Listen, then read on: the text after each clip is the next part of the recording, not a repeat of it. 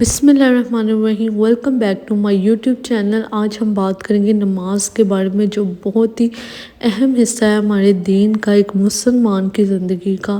اور ہم پہ 5 وقت کی نماز فرض کی گئی ہے، لیکن ہم میں سے بہت سے لوگ ایسے ہیں جو 5 وقت کی نماز پڑھیں گے، باقاعدگی سے پڑھیں گے، ٹائم سے پڑھیں گے، لیکن وہ نماز بہت جلدی جلدی پڑھیں گے۔ تو ایسی نماز کا کوئی بھی فائدہ نہیں ہوتا کہ آپ فوراً نماز آپ نے سٹارٹ کی، رکوع میں گئے، سجدے میں گئے اور پتہ ہی نہیں چلا کب سلام لے لی، 1 سے 1.5 منٹ میں آپ نے فوراً نماز پڑھ لی۔ تو آپ سوچیں، آپ نے 1 سے 1.5 منٹ میں جو پڑھا ہے، آپ کو اس کی سمجھ بھی کوئی آئی ہے کہ آپ نے کیا کیا ہے؟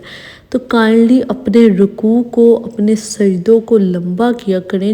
جب آپ نماز سٹارٹ کیا کریں تو دماغ میں رکھا کریں ہر چیز آرام سے پڑھنی ہے، اپنے لفظوں کو خود سنا کریں۔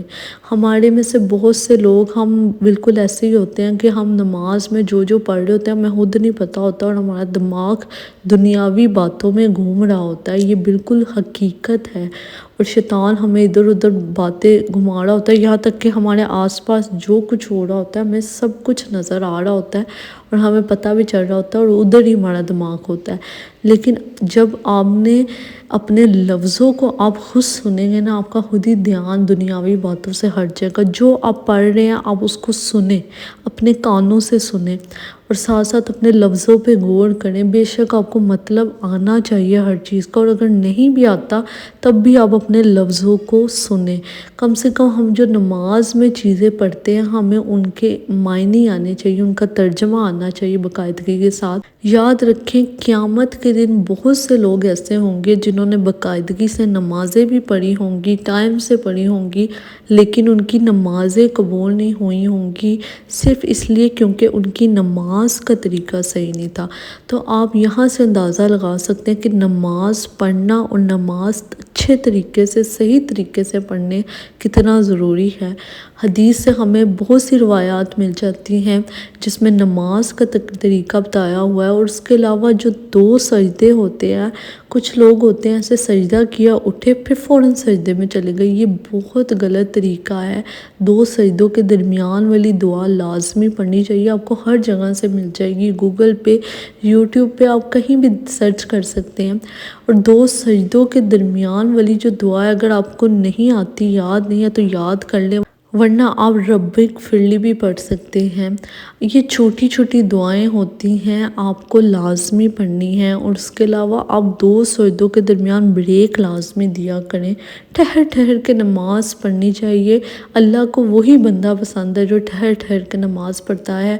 جو لوگ جلد بازی میں نماز پڑھ کے کہاں سے کہاں جاتے ہیں نا، تو ان کی نمازیں قبول نہیں ہوتی۔ اور یاد رکھیں، جب آپ آرام سے نماز پڑھیں گے نا، اصل نماز کا مزہ اور اصل سکون زندگی میں اسی نماز کا آئے گا۔ اور جب جلدی میں 2 منٹ میں پڑھ کے وہ جاتے ہیں نا نماز، تو اس نماز کا نہ دنیا میں فائدہ ہے نہ آخرت میں فائدہ ہے۔ اس کے علاوہ نماز پڑھ لی ہم نے، ٹھیک ہے، پڑھنے کے بعد ہم کیا کرتے ہیں جی؟ نہ تسبیح پڑھی اور نہ دعا مانگی۔ تو یہ اتنی غلط عادت ہے نا کہ آپ نے نماز پڑھ لی اور فرض نماز کے بعد ہر دعا قبول ہوتی ہے، اور جو تسبیح ہے وہ انسان کا صدقہ ہے، اور یہی چھوٹی چھوٹی چیزیں کام آنی ہیں آپ کے قیامت کے دن۔ سبحان اللہ، الحمدللہ، اللہ اکبر، یہ چھوٹے چھوٹے اذکار ہیں جو ہر نماز کے بعد انسان اگر پڑھے نا تو دن میں اتنے زیادہ ہو جاتے ہیں، اور آپ کی دن کی نیکیاں کافی ہو جاتی ہیں۔ تو آپ کو چاہیے کہ آپ تسبیح پڑھیں، دعا مانگیں، اور اللہ دعا مانگنے کی توفیق اسی بندے کو دیتا ہے جس کی اللہ نے قبول کرنی ہوتی ہے۔ اس لیے یہ سوچ کے آپ دعا مانگ لیا کریں، اور دنیا آخرت میں سب کچھ مانگ لیا کریں، صرف دنیاوی چیزوں کے لیے نہ دعائیں مانگا کریں۔ ایک دعا بھی انسان کی رد نہیں ہوتی، کہیں نہ کہیں کام آتی ہیں۔